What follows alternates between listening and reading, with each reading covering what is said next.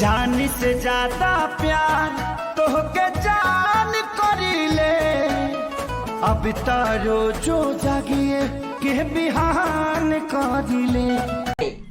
तू का खालू हो कि बड़ा नीमन लौकतारू?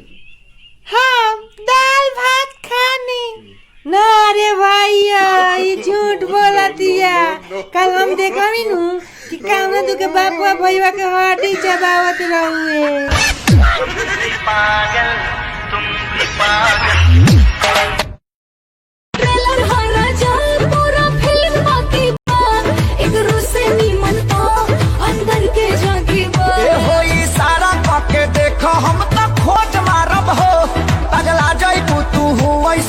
हाँ मैडम बोलिए, आपका क्या बीमारी है?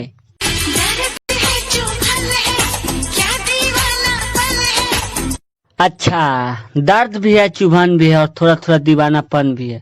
कंपाउंडर, नाक में बोमा डाल के कोमा में 6 महीने डाल दो इसको।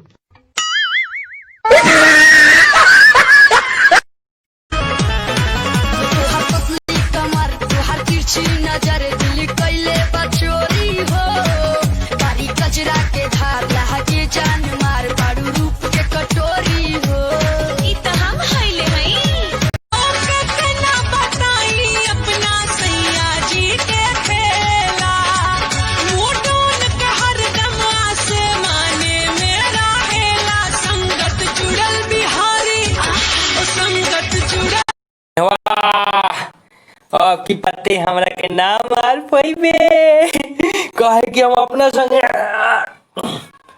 दूगो शेर लेके आइल बनी से। भैया हाय फेर मौगुआ अपन मौगुआ टोली लेके आइल बा।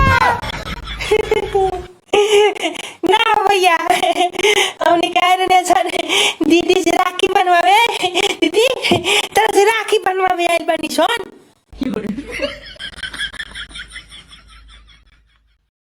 कि जैसे हमके सतावे तोहके सतावे ना कि नाए जान, तोहरो के याद हमारे आवेला कि नाए जान।